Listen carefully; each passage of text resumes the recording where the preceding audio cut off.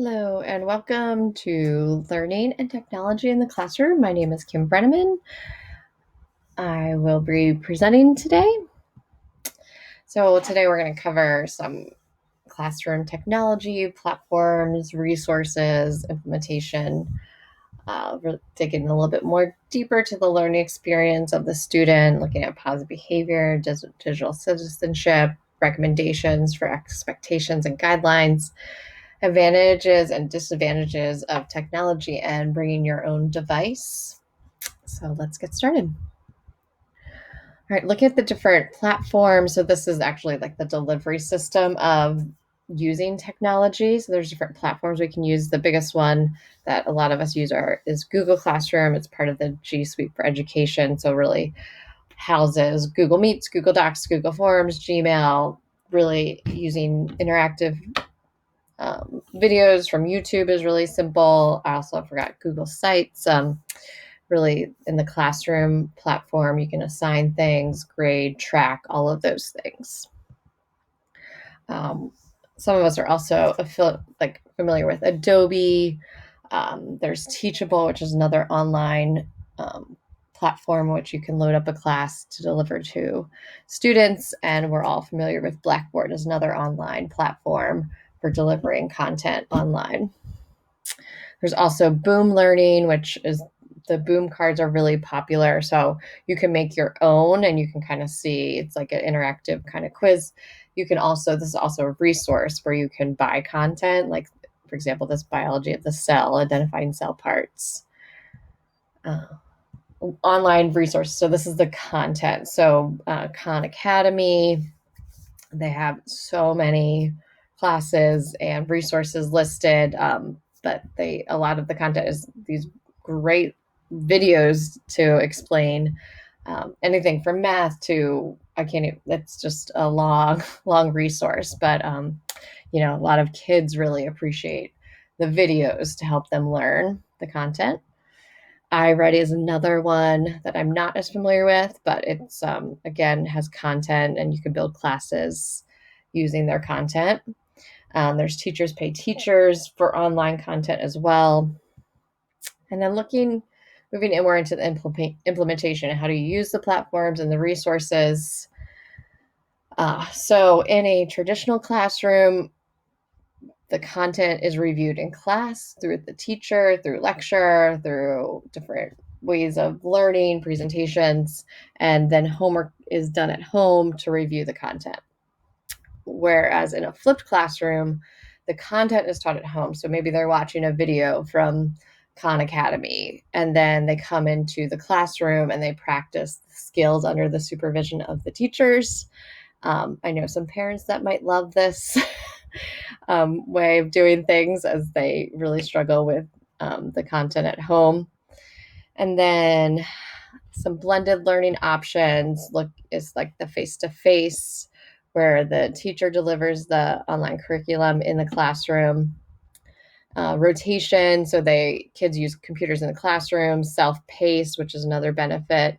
And then the teacher sees both oversees the online and the classroom. Flex is small groups or tutoring sessions. They use an online platform and it's an as needed, so it's flexible for the students that need it.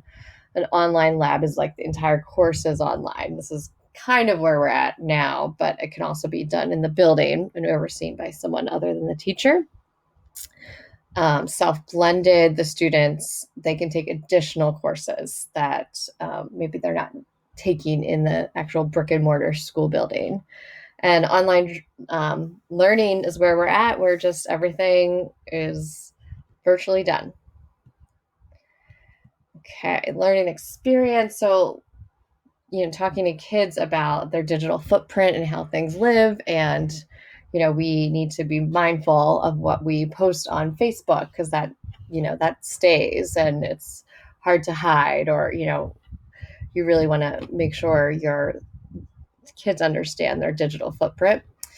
Security, so going over how to change passwords and making things secure, and what is a hoax kind of website or email, and how to keep themselves safe.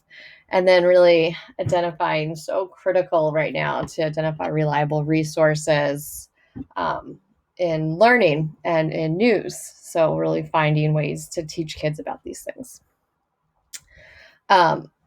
This positive behavior all across the board, really looking at cyberbullying, watching where they walk online, where do you go, what sites do you look at, maintaining a positive image.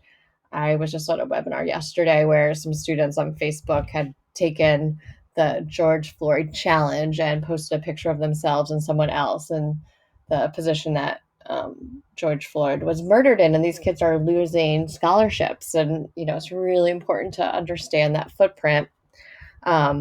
Looking a little deeper into cyberbullying, building resistance, teaching kids what to do if they are in a situation, and teaching them skills to do when they're confronted with it, such as not responding, not retaliating, documenting and talking to an adult, blocking them, and really having these conversations about how to be safe online. Recommendations. So in our current state of things, everything happened within days to go to using technology and online learning. So lessons to be learned, have clear expectations about due dates, group work, what creating your own work looks like, focusing on the students and their motivation to come online and do their work. So finding ways to talk to kids about that. And then also, this is a big one in my district, we had very low participation in the last couple of months for online virtual learning. So really being clear that they have to participate. And that's involving parents as well.